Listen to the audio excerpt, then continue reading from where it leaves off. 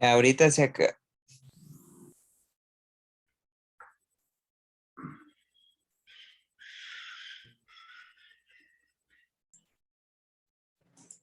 Muy buenas tardes.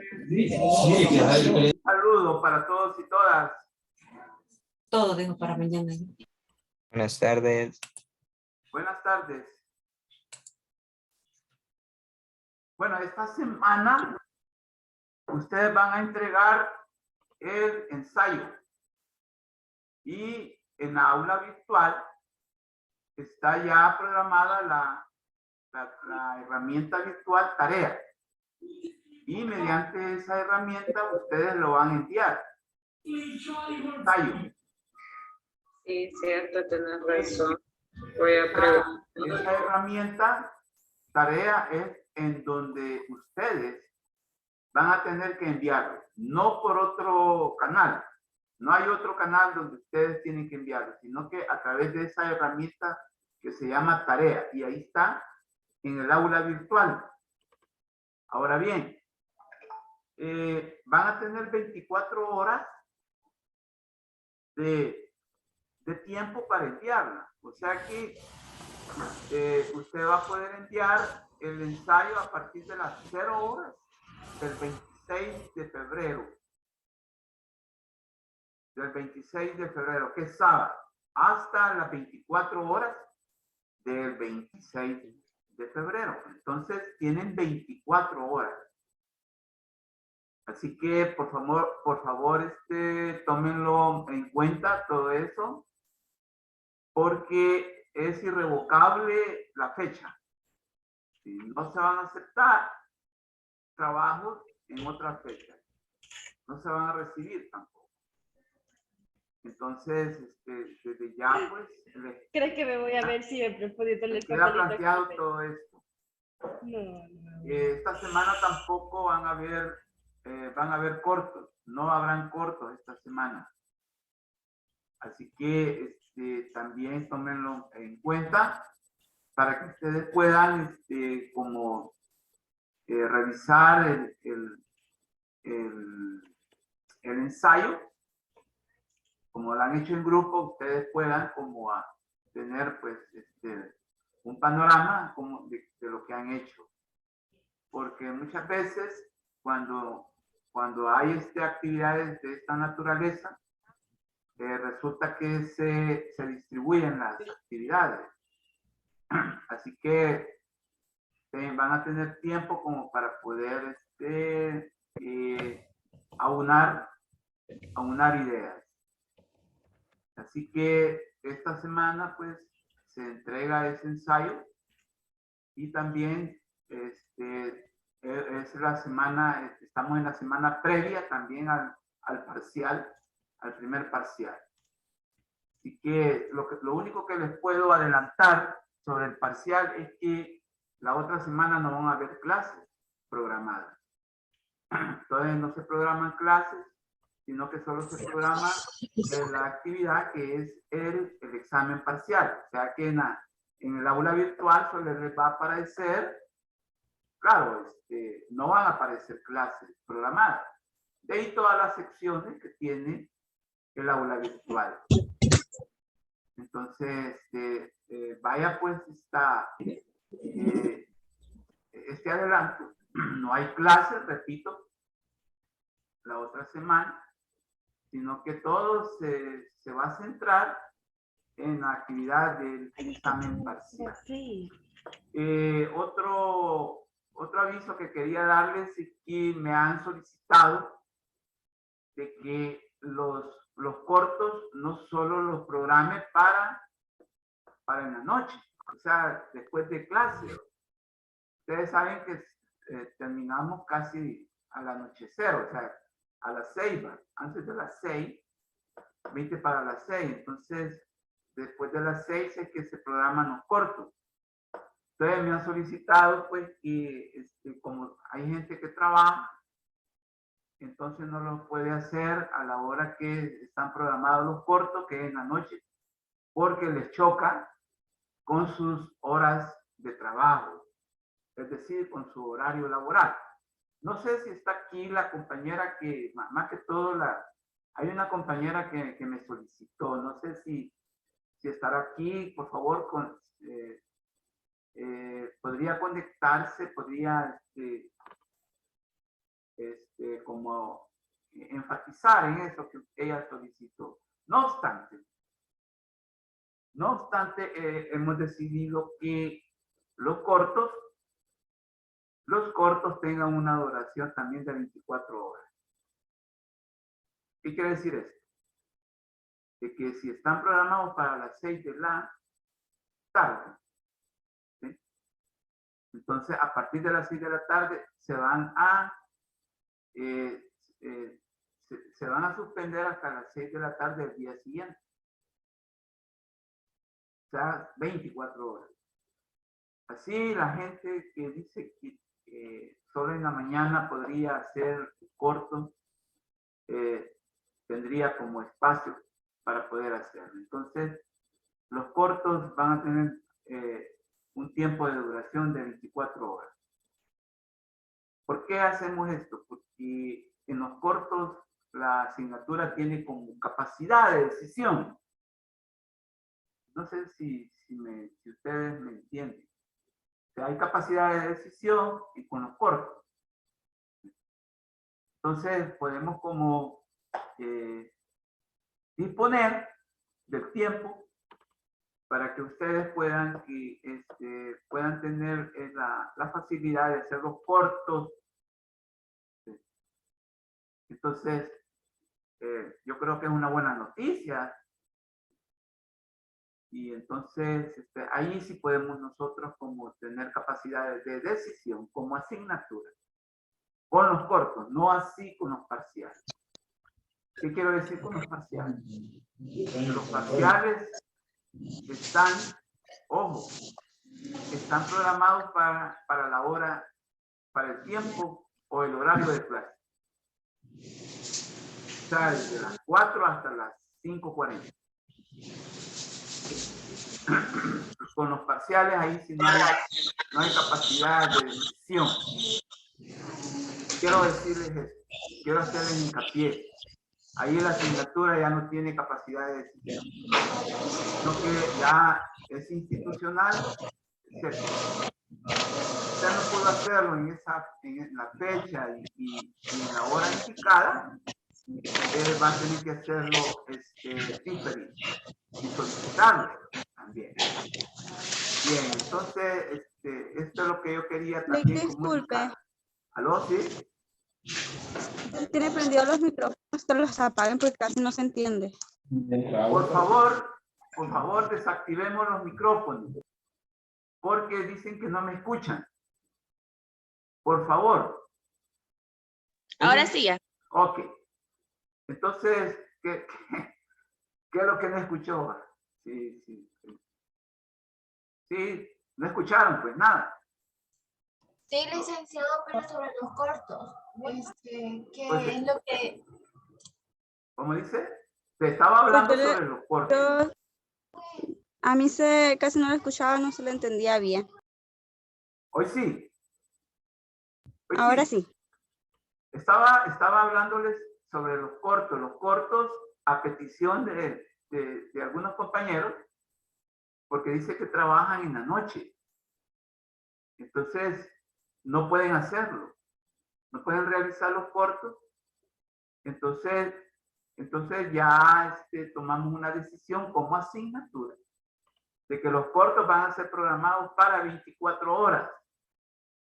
O sea que si los programábamos antes de 6 a 8 de la noche, entonces para que esta gente que tiene dificultades para realizarlo en la noche porque está trabajando, se va a programar los cortos para que duren 24 horas.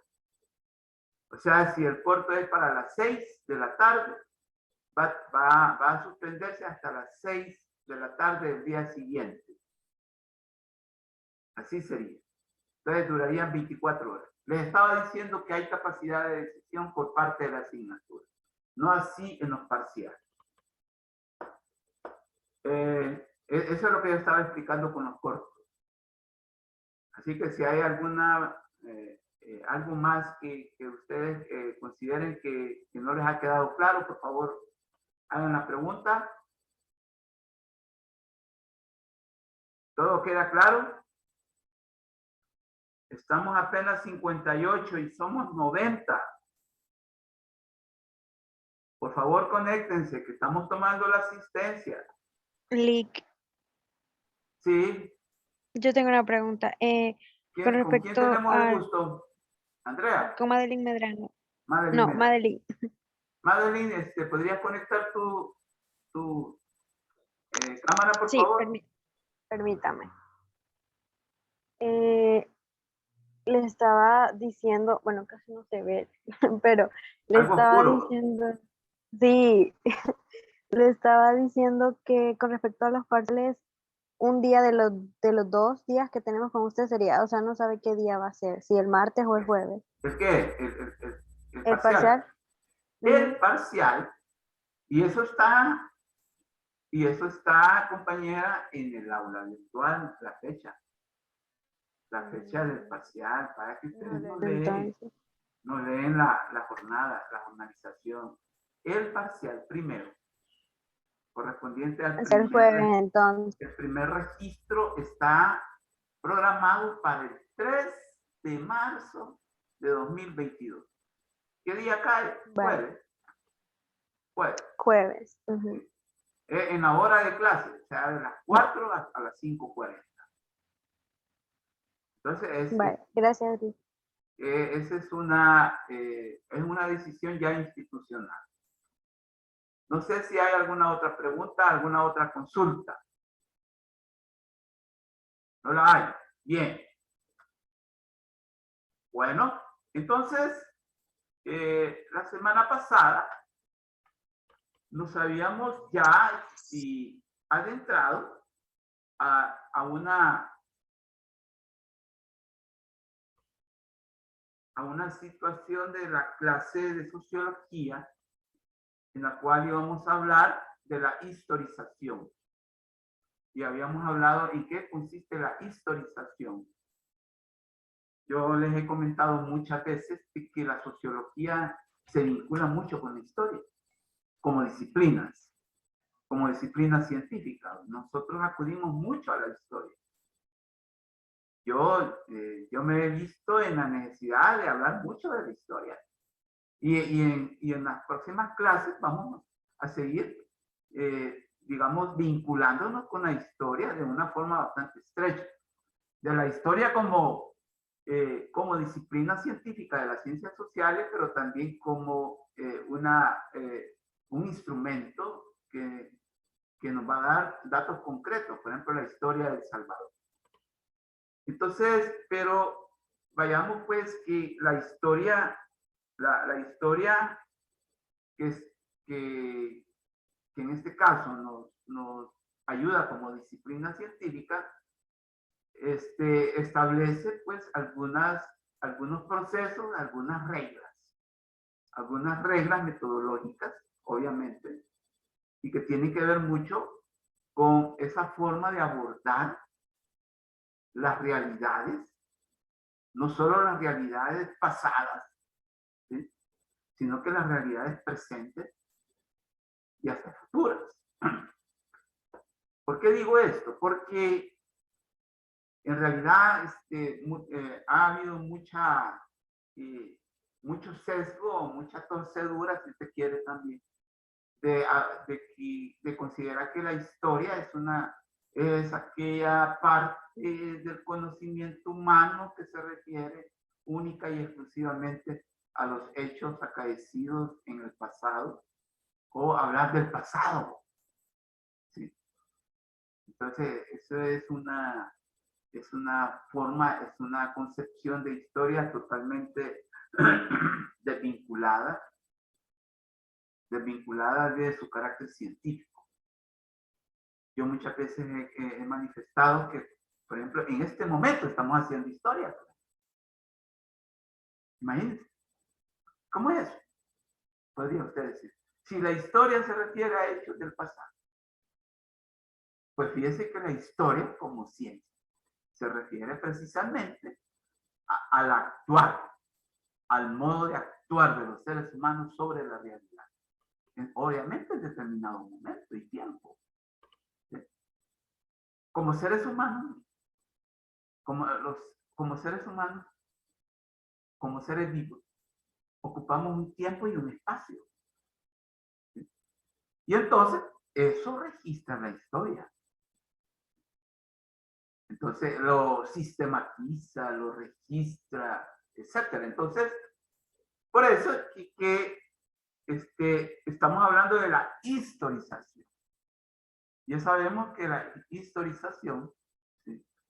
Y aquí lo vamos a volver a plantear, la historización, en este caso de las corrientes sociológicas fundamentales. Mire, usted también se puede historizar, ¿no? Yo me puedo historizar. Ojo con eso. Eso también vale para distintos aspectos de la vida. Historizarnos. Yo no sé si ustedes han escuchado un pensamiento de los antiguos griegos que dicen nadie se baña en el mismo río. ¿Verdad que ya lo han escuchado? Porque en realidad, mire, y eso lo decían los griegos 5.000 años antes de Jesús.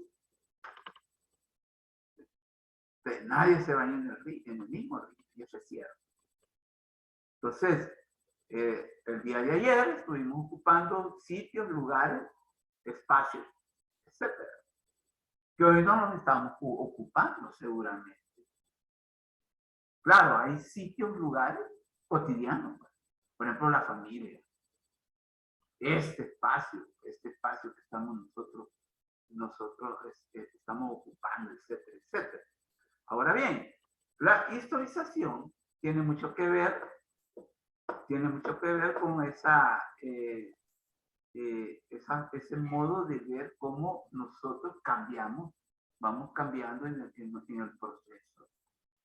Vamos sufriendo los cambios necesarios y suficientes. Yo les dije, ¿qué es lo que les dije? Bueno, historización, sí, es cierto. ¿Qué significa?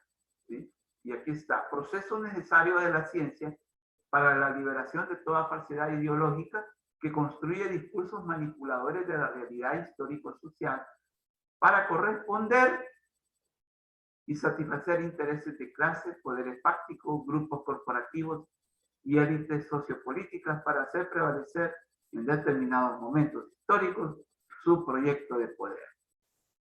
Esta es una definición bastante fuerte de lo que es historización. Y esto lo acuñó Ignacio Ellacuría. Entonces, es un proceso necesario de la ciencia, porque necesita liberarse de toda atadura ideológica, de toda atadura manipuladora, de toda atadura que la vuelve falsa a la ciencia. Entonces, yo ya lo dije digamos, en un planteamiento bastante coloquial, es rescatar lo bueno de lo que nos ha sucedido y desechar lo malo, ¿sí? Lo malo que nos ha sucedido. Y solo dejar lo bueno. Ahora bien, hay que tener mucho cuidado que esto, lo malo desechado o desechado, no es que lo aventemos al zapacondo o al basurero. No. Resulta que necesita generalmente lo malo en la historia de los seres humanos. Lo malo que ha sucedido en la historia de los seres humanos se identifica generalmente con unos errores. Con errores, con equivocación, con malos pasos. Y esto en las vidas individuales también existe. Entonces, eso debe de servirnos como algo, como un retrovisor, por medio del cual lo vemos para no volver a tropezar con estas piedras. Esa es la historización así en términos coloquiales, pero aquí ya lo estamos hablando en unos términos bastante fuertes porque tiene mucho que ver con algo bien concreto como es la historia de El Salvador. Y como les digo, que siempre vamos a tener que vincularnos con la historia, si no todos los días, pero sí en una forma recurrente con la historia, como disciplina. Claro, van a haber vínculos con la economía, van a haber vínculos con la psicología, ¿sí? Van a haber vínculos con la política, claro que sí. Pero miren, la historia es fundamental para hablar de la sociología, a tal grado que nosotros consideramos a la sociología, a la historia, como la sociología vivida, cristalizada. Bien, entonces, a la par de la historización nos exige, en este caso, buscar la validez histórica. Buscar la validez histórica de aspectos que tienen que ver mucho con la ciencia. ¿Sí? En este caso, corrientes teóricas. Las corrientes teóricas son aspectos de la ciencia o de la ciencia. ¿Sí? Y que toda ciencia tiene, todo conocimiento que se considera ciencia tiene corrientes teóricas. Entonces, pero la validez histórica es que veamos en qué medida me sigue sirviendo una teoría para poder abordar la realidad, para problematizar la realidad. Y entonces cuando hacemos el uso teórico y metodológico de una disciplina, corriente de escuela científica, esta me debe de permitir el adecuado tratamiento de las variables, indicadores y mediaciones que la realidad arroja. Esta palabrita quizás sea bien fuerte, ¿verdad? La realidad arroja como fuente de posibilidades para la construcción de conocimiento científico. O sea que no es un abordamiento burdo, no es un abordamiento simple, sino que es un abordamiento altamente elaborado. Esto de la validez histórica. Estamos en una cátedra universitaria en donde no podemos darnos el taco de estar hablando cosas burdas, de cosas estereotipadas, incluso de estar hablando mal el lenguaje articulado. Entonces, debemos de tener mucho cuidado en esto de la validez histórica. Entonces, resulta que las corrientes teóricas fundamentales de la sociología, que ya sabemos que son dos, el estructural funcionalismo y el materialismo histórico, resulta que necesitan ser historizadas y concretamente buscarle su validez histórica. Sí, estamos desembocando en eso. Entonces, vamos a ver que hay algunas reflexiones necesarias en torno a cada una de esas teorías o corrientes teóricas. Por eso es que dice acá, reflexión crítica sobre el estructural funcionalismo, reflexión crítica. Y entonces, yo, en una forma quizás, digamos, no arbitraria, sino que en una forma para poder concretizar en qué específicamente podríamos encontrar que el estructural funcionalismo necesita una reflexión crítica. Y es en dos categorías de análisis que tiene el estructural funcionalismo, fíjense. Y se llama armonía y equilibrio. Cuando ustedes escuchan hablar en un discurso sociológico, científico, escucha hablar de armonía y de equilibrio. Está hablando o se está hablando a partir de un discurso sociológico estructural funcionalista. Es posible que usted en la realidad se encuentre con discursos de esa naturaleza. Entonces, la armonía social, el equilibrio social, son dos categorías, dos conceptos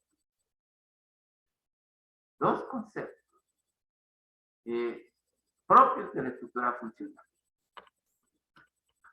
Así que vamos pues en esta ruta de reflexión crítica, ya con respecto a la estructura funcionalismo. Mire, ¿por qué no tomó primero al materialismo histórico? Podría usted preguntarse. No, como decimos aquí, mire, es que la estructura funcionalismo, es que mire, es que la sociología surge como ciencia, precisamente como la estructura funcionalismo. Mire, esto podría ser alguna dificultad de exámenes. Podría ser, por ejemplo, como dificultad de examen, mire, ¿con cuál teoría sociológica surge la sociología como ciencia? No me vayas a decir que con el materialismo histórico, sino que con esta, la estructura funcionalismo. Es la teoría fundacional, si usted quiere. Entonces, podemos plantear esta idea. Madeline Medrano, ¿me podría leer esta diapositiva, por favor? Madeline Medrano, ¿está con nosotros? Bueno, parece que no está. Bueno. Sí, aquí estoy, lo siento. Sí, pero como supuestamente estamos bien conectados. Bueno. No, lo siento, es que no podía activar el micrófono. Bueno, entonces, por favor, ¿me podrías leer esta diapositiva? Voy. Dice, si tomamos como referencia a la práctica como criterio de verdad, debemos de hacer el ejercicio dentro de la realidad histórico-social que nos toca analizar con lo dado, lo teóricamente aceptado, y lo dándose lo histórico-social y su movimiento real y no aparente. De ahí que no siempre encontraremos una coincidencia satisfactoria entre lo dado dándose en el sentido que una disciplina científica como la sociología siga teniendo como sustento y sostenimiento la teoría y el método como los pilares que reproduzcan el perfil científico adquirido desde su fundación como ciencia. Muchas gracias. Bueno, Madeline nos puso ya digamos, en el contexto en el cual debemos, o en el encuadre por medio del cual nosotros debemos de ver la validez histórica de la estructura del funcionalismo como teoría sociológica fundamental. Fíjense que Madeline dijo, debemos de hacer el ejercicio dentro de la realidad histórico-social. O sea, la que está allá afuera, ¿no? ¿Sí? Claro, también nosotros formamos parte de la realidad histórico-social, pero de lo que se trata es que nosotros retomemos ahora y nos vamos a ir allá afuera, a la realidad. Y su movimiento real y no aparente. Yo estaba reflexionando con unos compañeros profesores, mire, es que la ciencia no tendría razón de ser si todo lo que está a la vista fuera en verdad real, lo real de lo real. ¿Qué es lo que quiero decir con esto? Que la verdad estuviera a flor de tierra. Pero en este mundo, más en el mundo social, ¿verdad?, donde la mentira prevalece. Entonces, debemos de escudriñar, y eso solo lo permite hacer la ciencia. Incluso en las ciencias naturales, en las ciencias físicas, ustedes que también estudian las ciencias naturales como la biología, ustedes no se pueden quedar con el discurso, de, por ejemplo, de cómo es una célula, de cómo es una célula. Entonces, tienen que verlo en un microscopio. ¿Sí? ¿De acuerdo? tiene que verlo en microscopio. Y entiendo que llevan química también, ¿va? Entonces, que para muchos, porque yo me he dado cuenta, es motivo de preocupación, ¿va? Entonces, veo pues que entonces si no fuera la ciencia, no podríamos ver las células en un microscopio, no podríamos ver, pues, no podríamos como concentrar en un tubo de ensayo, ¿sí? Los elementos químicos, etcétera. Pero ¿qué le ocurre a las ciencias sociales? ¿Cuál creen ustedes que se podría hacer como el laboratorio para una disciplina de las ciencias sociales? Irma, Guadalupe, Gómez, ¿cuál crees tú que podría ser en verdad un laboratorio idóneo para una disciplina de las ciencias sociales como la sociología? Irma, ¿estás con nosotros? Irma Guadalupe, no. Sofía Ramos, ¿qué nos podrías decir? ¿No está? Aura Ramos. Aura Ramos, ¿qué nos podrías decir ante esa disyuntiva que acabo de plantear? Bueno, ustedes en biología pueden ver la célula, una célula en un microscopio. En química también pueden ver ustedes pueden mezclar, ¿sí?, sustancias químicas en un tubo de ensayo. Si ustedes llevan esas asignaturas, esas ciencias, pero en las ciencias sociales, ¿dónde creen ustedes? Aura, ¿qué nos podrías decir? Aura Ramos. En el comportamiento de las personas. El comportamiento de las personas. ¿Solamente? Una idea. Bueno, la compañera nos manifiesta, por ejemplo, el comportamiento de las personas podría ser. Erika Ortiz, ¿qué nos podrías decir tú? Erika, ¿nos escuchas?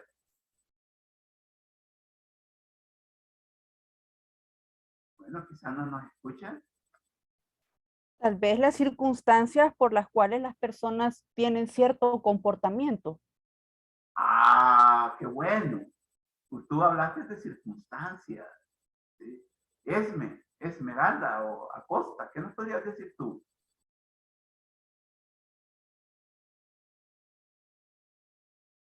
¿Qué nos podrías decir tú? ¿Sí? No, quizás no nos está oyendo. Wendy, Jonathan Moreno, ¿qué nos puedes decir tú? Quizá el LIC se puede estudiar a través de algún análisis por medio de alguna encuesta o algún método para ver tal vez el comportamiento de las personas. Correcto, correcto. Va, ¿y a dónde te vas a ir a pasar esa encuesta? Vamos a ver. ¿Te vas a ir a encerrar a un laboratorio? No, LIC, quizá buscando quizá el problema que uno tal vez quiere investigar, pero tendría que ser directamente con la sociedad. Ajá, entonces te vas a ir, pienso, te vas a ir, Quizás por en la ejemplo. población donde está el problema, Lick. Ajá, es que ustedes están, tienen el planteamiento claro, que tienen el planteamiento claro cuál es el laboratorio, el único laboratorio que como científicos sociales se tiene.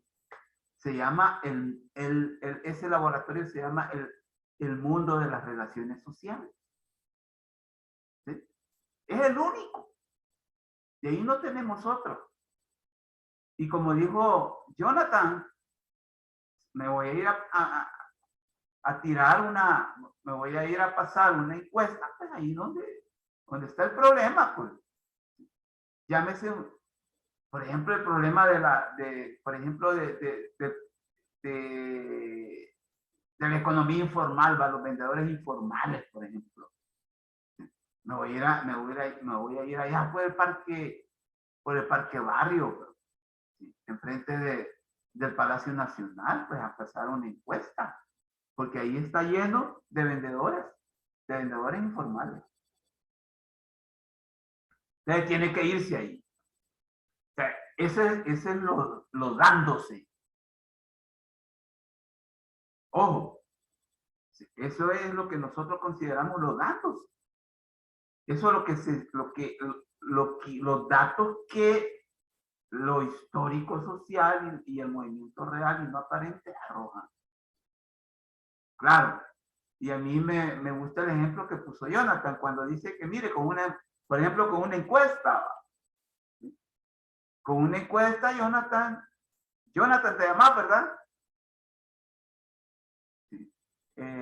Jonathan mencionó a la encuesta, y la encuesta en realidad es un instrumento metodológico excelente para poder evaluar, para poder tantear, ¿sí? Cómo es la realidad, ¿sí? Pero ahí tú ocupas la teoría y el método pertinente, científico, para poder construir ese instrumento. Entonces ahí a utilizar los dados. Entonces, el ánimo es que identifiquen ustedes cuál es la relación dado-dándose. Ya lo establecimos. ¿Sí? Los dados, lo que nosotros ya en una forma previmos, y que nos da la teoría científica, que todo lo construido teórica y metodológicamente, y que nosotros lo sabemos. Y repito, Jonathan nos manifestó un buen ejemplo, una encuesta. Pues no vas a hacer una encuesta de la nada, sino que la vas a sustentar teórica y metodológicamente. Y te vas a ir a vincular con los dándose. ¿Qué es lo que ustedes acaban de decir? Miren, fíjense que, pues sí, las circunstancias, dicen ustedes. Claro, es cierto. Ah, no, miren, al lugar donde se da el problema. Por ejemplo, la escasez del agua. ¿Sí? Por ejemplo, el problema de que la gente no se quiere vacunar, ¿va? Porque en El Salvador, increíble, hay personas, hay sectores poblacionales bastante elevados que no se quieren vacunar. Entonces, por favor, es lo que nosotros queremos establecer. Si hay una coincidencia plena entre lo dado y lo dándose. Pero aquí vamos a terminar de aclarar lo que ustedes estuvieron respondiendo en gran manera. Pero ¿qué es lo dado y lo dándose? ¿Y a qué nos referimos en la situación que estamos planteando? Así que nos vamos a quedar aquí, volvemos a las 5. ¿De acuerdo? Ok, gracias, Lick. Bueno, nos vemos a las 5. Gracias, Lick. Nos vemos a las 5.